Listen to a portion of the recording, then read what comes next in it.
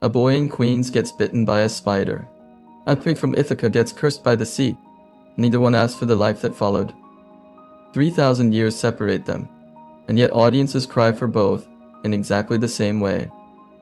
Why? What is it about a suffering man in a mask, ancient or modern, that humanity refuses to let go of? This is not a story about a comic book character. This is a story about why every civilization, without exception, has invented someone like him. Somewhere between a papyrus scroll and a 12-cent comic book, the same figure keeps reappearing, flawed, punished, and unwilling to stop trying. Tonight we trace that figure across 3,000 years, through war, empire, industrial collapse, and a radioactive laboratory in Queens. By the end, the question won't be why Spider-Man resembles Odysseus. It will be why we ever expected them to be different. Along the way, we'll stop in Mesopotamia, medieval Europe, the trenches of the First World War, and a struggling comic book office in 1962. Each stop looks unrelated to the last. None of them are. They're chapters of the same argument, restated for whoever happened to be listening at the time. Think of it less as a history lesson, and more as a diagnosis. Every era gets the hero its wounds require, which means the shape of the hero can tell you exactly what a civilization was afraid of. Greece feared an unfair universe. The 20th century feared meaninglessness after industrial slaughter. Reading heroes this way turns comic books into a kind of cultural X-ray.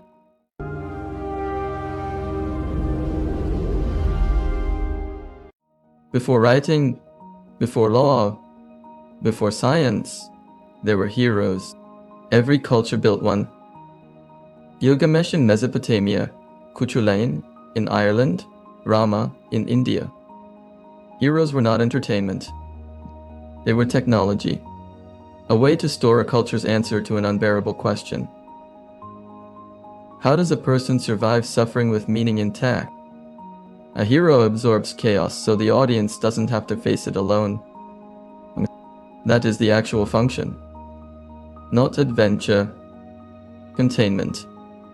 Look at Gilgamesh, the oldest hero we have on record. He doesn't conquer death. He fails to cheat it, and returns home changed by that failure. That failure was the point. Sumerian audiences didn't need a king who beat death. They needed proof that a man could face it and still choose to keep building his city. Across the sea, Ireland told a different version of the same lesson. Cuchulainn, bound by impossible vows, he's fighting alone, teed upright to a stone so his enemies won't see him fall. In India, Rama's exile in the Ramayana isn't punishment for a crime. It's an unjust sentence he accepts anyway, because duty outweighs comfort. Endurance again, over triumph. Even in China, Sun Wukong's rebellion against heaven ends not in victory, but in 5 centuries, trapped under a mountain, followed by centuries more of atonement. Anthropologists call this pattern hero cult, and it wasn't metaphorical. Ancient Greeks built actual shrines at the tombs of heroes, treating them as intermediaries between mortals and God. The details change. The bone structure never does. An ordinary person, an unbearable burden, and a refusal to be erased by it. It's worth noticing what these stories are not. They aren't about winning. Gilgamesh doesn't get immortality. Cuchulainn doesn't survive. Rama doesn't get an easy homecoming. Ancient audiences didn't seem to want a hero who escaped suffering. They wanted proof that suffering could be carried without destroying the person carrying it. That distinction matters more than it sounds. A story about winning teaches you to expect victory. A story about enduring teaches you what to do when victory doesn't come. Most human lives, ancient or modern, run on the second kind of information far more often than the first, which may explain why endurance heroes outlasted conquest heroes almost everywhere. Odysseus, in particular, was Greece's answer to a very specific fear. What happens to a good man when the gods stop being fair? Unlike Achilles, Odysseus doesn't win through strength. He wins through cunning, patience, and an almost unbearable capacity to keep losing without breaking. He loses his ships, his crew, 7 years of his life to Calypso. He arrives home disguised as a beggar, unrecognized even by his own wife. That is the detail people forget. The hero of the Odyssey spends most of the story not being a hero. He is tired, disguised, and powerless, and endures anyway. Homer doesn't open with a battle.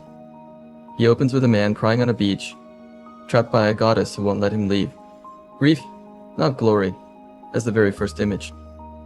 Every stop on the journey strips something away. The Cyclops takes his men. Aeolus's bag of winds takes his shortcut home.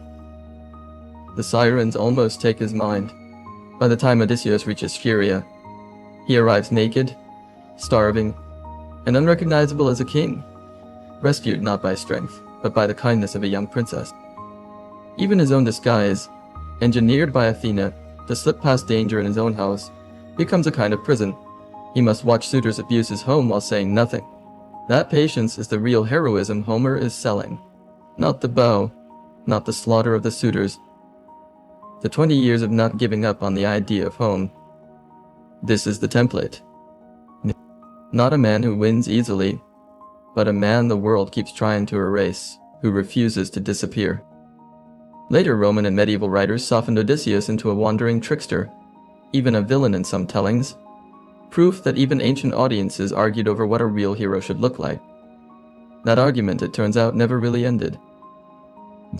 It just changed languages, and eventually changed its costume. Notice too what Odysseus is never given. Certainty. He doesn't know if Penelope waited. He doesn't know if his son survived. He acts well anyway, without a guarantee of reward. That's a harder kind of heroism to dramatize than a sword fight, and a much harder one to live by, which is likely why so few heroes since have managed to repeat it convincingly. For centuries, Western culture kept its heroes, repackaged through saints, knights, and national epics. But something shifted after the Enlightenment. Science replaced gods as an explanation for the world. Industrialization replaced fate with factories. The hero, as a sacred figure, lost his temple. Philosophers noticed the gap before anyone else did. When Nietzsche wrote that God is dead, he wasn't celebrating. He was warning about the meaning vacuum that would follow. Medieval Europe had filled that role with knights and saints. Roland dying at Roncevaux, St. George slaying the dragon, Arthur's court holding chaos at bay with a code of honor. But codes of honor don't survive trench warfare well. By 1918, an entire generation had watched chivalry, patriotism, and heroic sacrifice get mechanized into mass slaughter.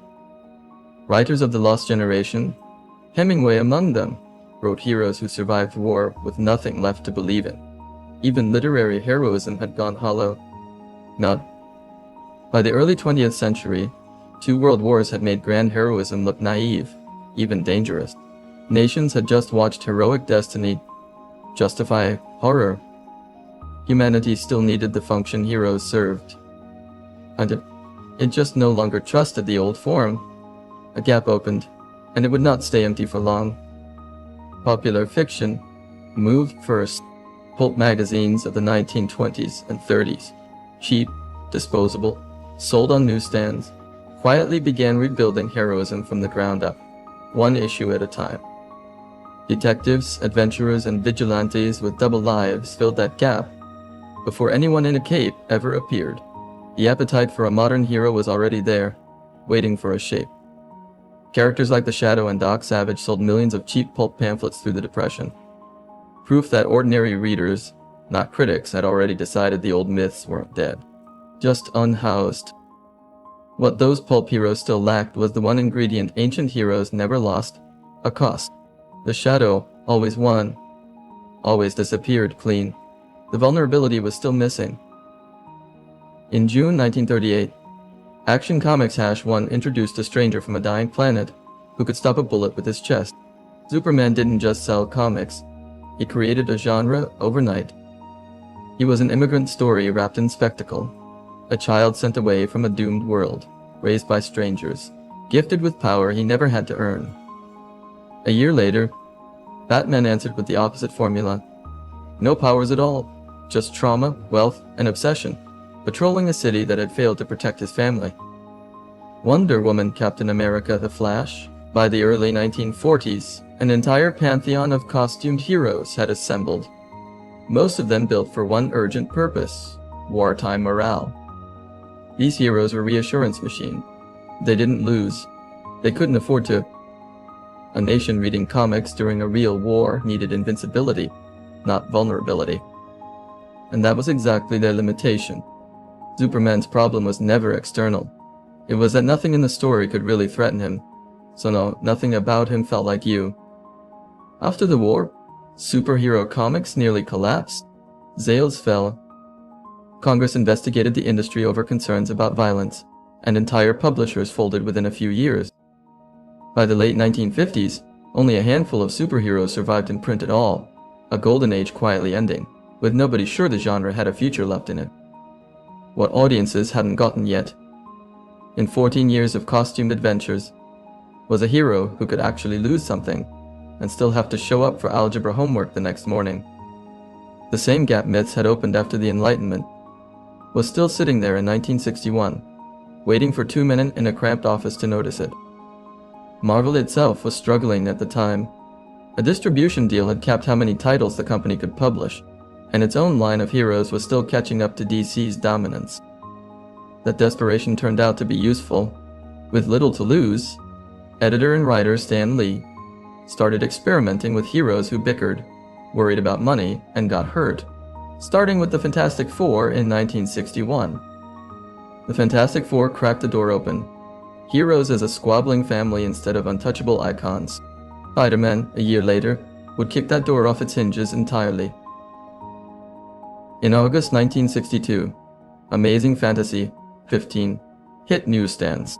Stan Lee and Steve Ditko buried a new kind of hero inside a dying anthology comic almost as an afterthought. The title itself was about to be cancelled.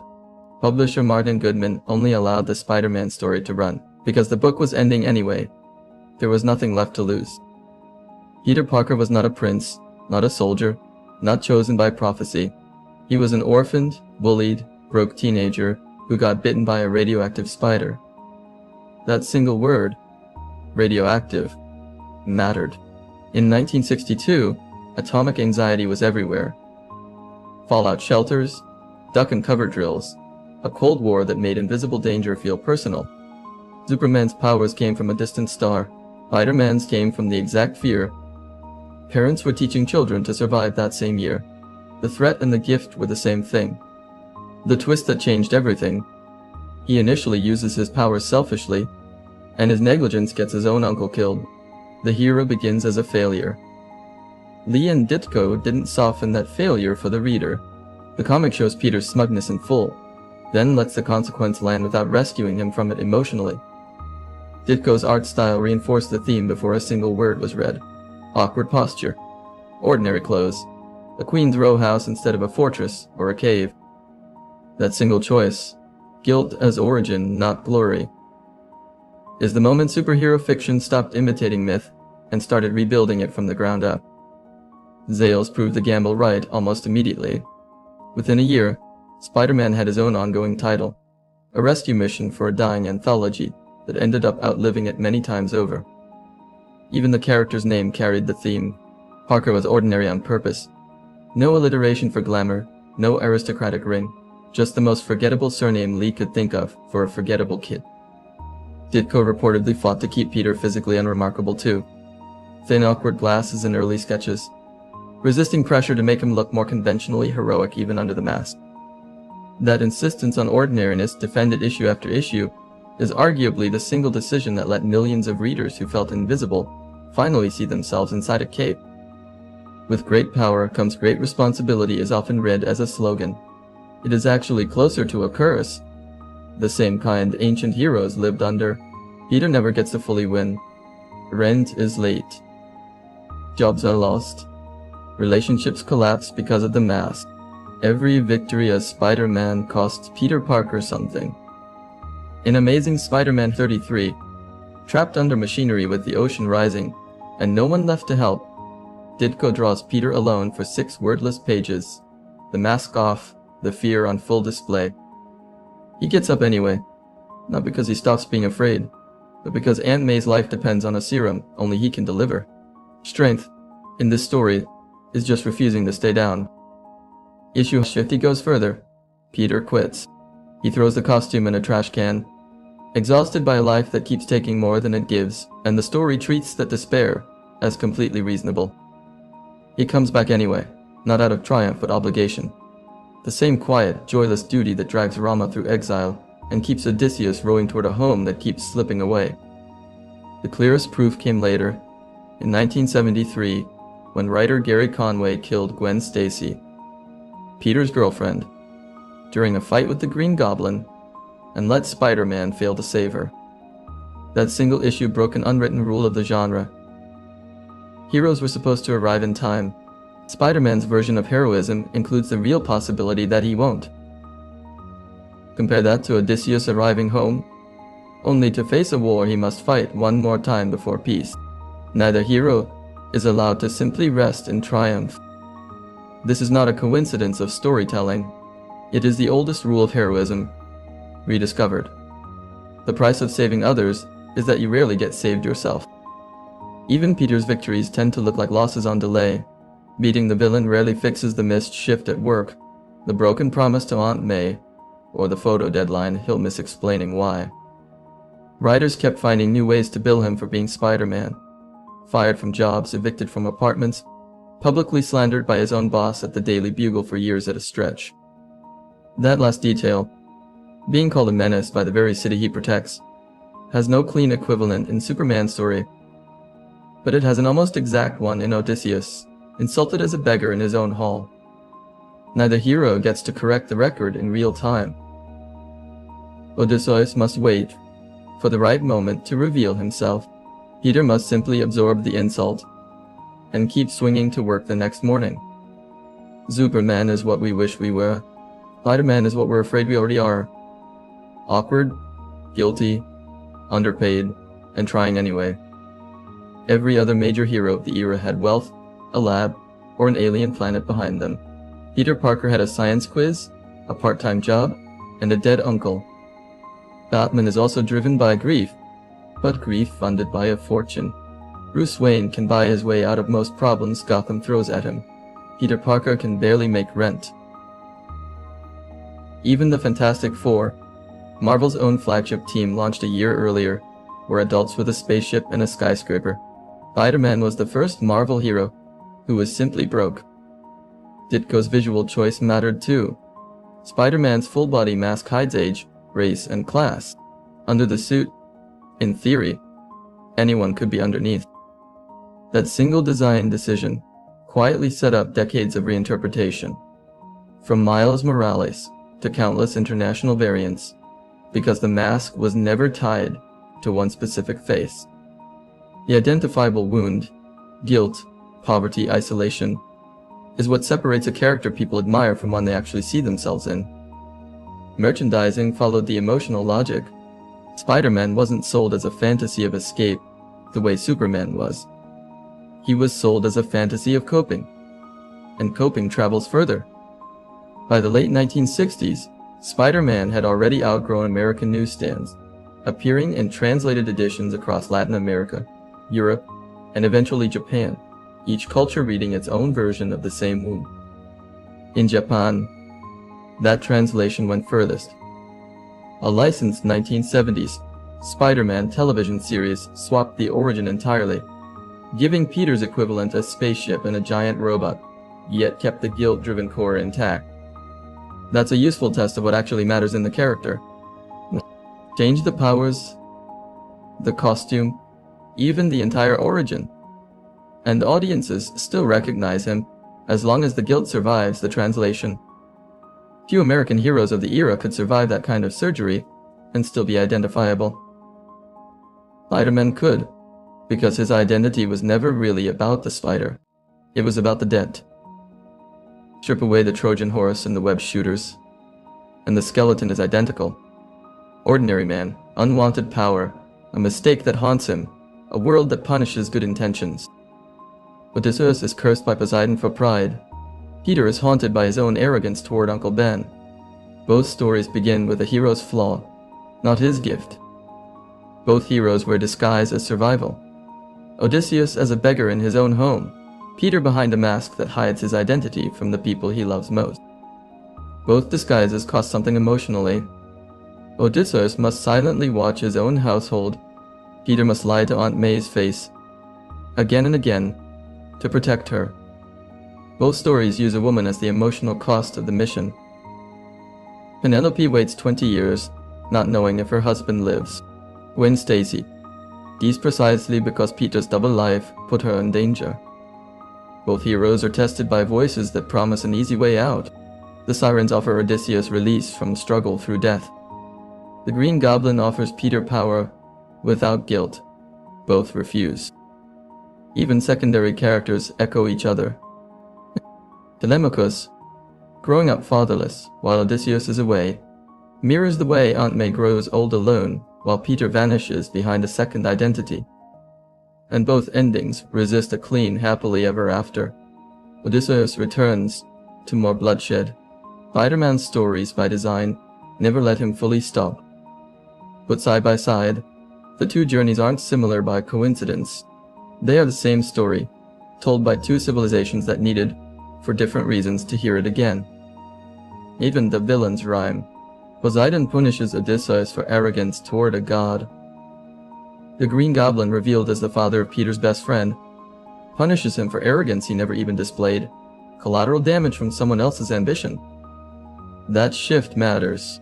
Ancient audiences believed suffering came from insulting forces larger than yourself. Modern audiences, Spider-Man suggests, believe suffering just as often comes from people closest to you. Name architecture of pain, updated wiring. The gods didn't vanish from the story. They were replaced by fathers, bosses, and best friends. Which may be scarier precisely because they can't be reasoned with the way a god can. Philosopher Joseph Campbell called this recurring shape the monomyth call to adventure, ordeal, transformation, return.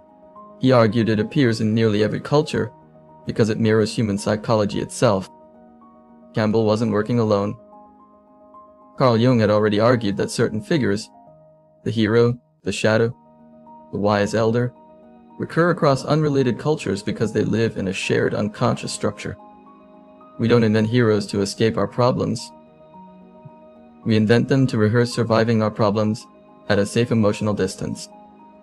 A masked figure lets an audience process guilt, powerlessness, and loss, without having to claim those feelings as their own. The mask is a shield for the viewer too. Literary theorist Roland, Barthes later argued that modern myths work the same way ancient ones did, not as lies, but as stories a society tells to make its own values feel natural and inevitable. By that reading, Spider-Man isn't just entertainment boring old bones. He's doing the exact cultural job Odysseus did, making guilt, duty, and endurance feel bearable to carry. This is why the hero never disappears, only changes clothes. The need is not cultural, it's structural to how humans process suffering and meaning. Studying modern fandom, I noted something Campbell would have expected. People don't just watch these stories, they use them. A breakup, a layoff, a diagnosis, reframed through my own hero's journey. That habit isn't naive. It's the same coping mechanism ancient audiences practiced at a temple or around a fire, just relocated to a movie theater, a comic shop, or a late-night rewatch alone on a couch.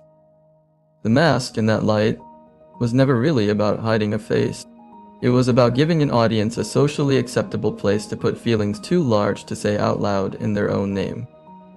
Modern superhero universes function almost exactly like ancient pantheons: recurring characters, shared timelines, rules of power, and moral consequence. Marvel's multiverse plays the same role Greek genealogies played. An expanding, half-contradictory mythology that fans debate, defend, and reinterpret endlessly. Ancient Greek city-states each favored different gods and told local, conflicting versions of the same myths. Marvel and DC fans do the same thing, arguing continuity across decades of competing writers. Comic-Con crowds, cosplay, fan theories. These are the modern equivalent of temple rituals, communal acts of devotion to a shared symbolic world. Even the architecture repeats. Ancient hero cults had shrines at specific tombs. Modern fandom has comic shops, conventions, and pilgrimage sites like childhood houses turned into landmarks. The gods didn't disappear. They were rehired, redrawn, and given a monthly release schedule. There's a reason a Spider-Man film can outsell most other movies of its year on opening weekend alone. It isn't marketing. It's the same pull a festival day exerted on an ancient city. Everyone's showing up because everyone else is showing up too. Shared myth has always worked partly through scale. A god only feels real when a whole crowd agrees to believe in him at the same time, in the same place, on the same day. Modern release calendars, whether anyone planned it this way or not, recreate that exact rhythm. A fixed date, a shared crowd, a story everyone consumes together instead of alone. The economics repeat too. Ancient temples were funded by donations, festivals, and offerings. Modern universes are funded by tickets, merchandise, and streaming subscriptions. Devotion, monetized differently, but devotion all the same. Crossover events, heroes from separate titles colliding in one storyline, mirror the way Greek myth let Heracles meet Jason, or Roman poets let their heroes cross paths with Greek ones, expanding a shared universe by committee. And just like ancient myth, modern canon contradicts itself constantly across decades of different writers, a flaw fans forgive for the same reason ancient audiences forgave conflicting versions of the same god story. Consistency was never really the point of a pantheon. Continuity of feeling was, as long as the underlying figures still mean the same thing. The details are allowed to be messy. Odysseus taught Greece that endurance, not strength, is what makes a man worth remembering. Spider-Man teaches the same lesson in different clothes. Every generation insists it has outgrown myths, and every generation quietly builds new ones, because the actual need was never for God. It was for meaning. From clay tablets in Mesopotamia to a 12-cent comic in Queens, the method changed completely. The demand it answered never moved an inch. As long as people suffer, lose, and keep going anyway, there will be a version of this story, a wanderer, a bitten teenager, or something not yet invented. Homer never met Stan Lee. Ditko never read Punith. Neither of them needed to. The story didn't survive because anyone copied anyone. It survived because it kept being true. That's the part worth sitting with. No committee decided that guilt, endurance, and disguise should keep reappearing across 3,000 years of unrelated cultures. Nobody had to decide it. The pattern kept surfacing on its own, independently. Everywhere humans tried to explain to each other how a person survives losing almost everything, and chooses to keep going anyway. That's not a coincidence of storytelling craft. It's closer to a fingerprint. Evidence of something true about how people actually process suffering, showing up again and again whether we planned for it or not. Somewhere right now, a version of this figure is already being written, in a form none of us would currently recognize as heroic at all, the way a comic book once looked disposable, and a wandering beggar once looked like nothing. The chain from Ithaca to Queens was never really broken.